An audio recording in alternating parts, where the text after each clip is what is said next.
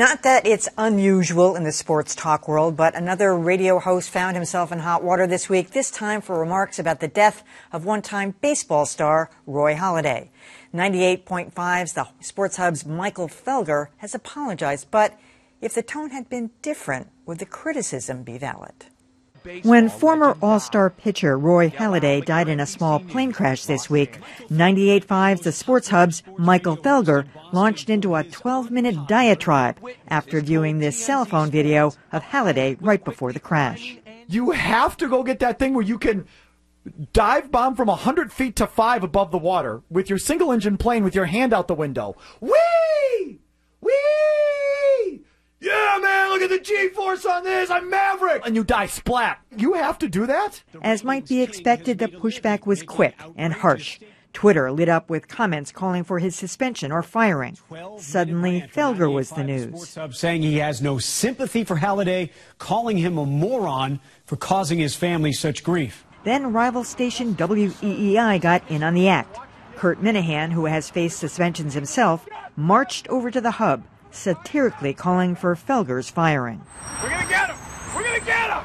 So naturally, everyone wondered what Felger would do come showtime. In a nutshell, I would say that I feel bad about what happened on a lot of levels. I feel bad about what I said and how I conducted myself. I feel bad about that. There's stuff that I did mean, but the presentation and the tone and the hyperbole was just low class. Bad. Not good. I don't feel good about it. Raising the age-old question, is it ever appropriate to speak ill of the dead?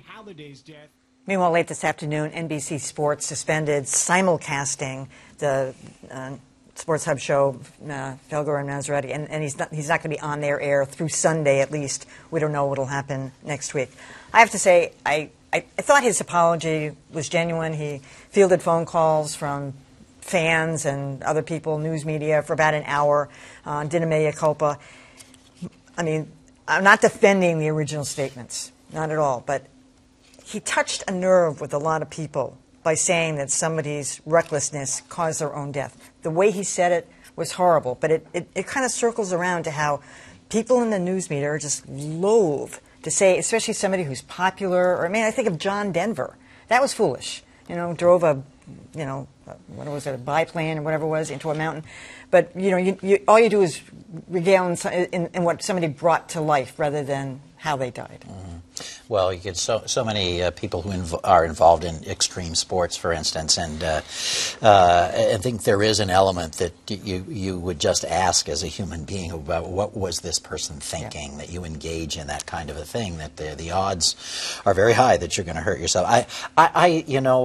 Sports talk radio is all about hyperbole, so I think if you filter some of that out, it may sound like I'm sympathetic or not sympathetic to the family, but I don't think that I don't think what he said was as terrible as it has come out to be.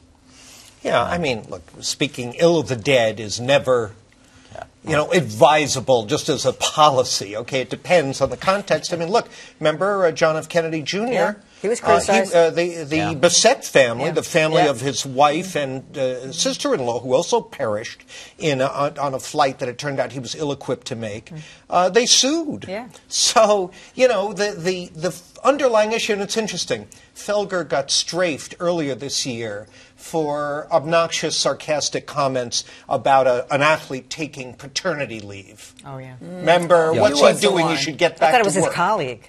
Anyway. Was it? I'm not sure. Maybe it was, yeah. So now he says something where the underpinning is you should have been more concerned with your family than with your own thrill-seeking, and he also gets straight. Yeah. Not that he didn't deserve it, but what bothers me about this whole episode, and I guess in addition to the tastelessness of it, is the calls, both real and, in the case of Kirk Minahan, fake and publicity-seeking, for Felger to be fired. Really? If we fire everyone who misspeaks or uses ill-chosen words in our media culture, there won't be anyone left. Well, I mean, there's been some talk that, well, what he said was okay, it was the tone. Well, it all comes down to the tone. The tone was incredibly offensive. Yes, it was. I mean, I don't think that there's necessarily anything wrong with pointing out that he put himself and his family at risk by engaging in this extremely dangerous activity that he may not have been particularly well trained for. Okay, I'm not going to get suspended for what I just said.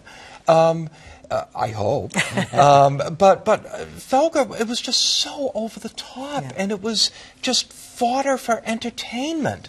I mean, the sound effects and the splat over and over. It was just awful.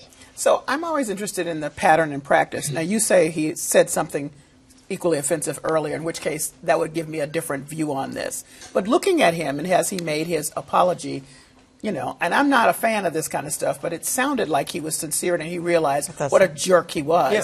I think their timing is very important. And that when you say, well, why don't we say when John Denver, the way he died, was foolish, we say it by how we report what happened. And then it's really not for us to say more about it. In this case, he's a talk show host, so he wants to add something to it. But I think then it's incumbent upon him to realize someone has died. And even though you can see that and want to add to it, think a little bit about that before you do Hot take culture also strikes again, let's face it. That's right.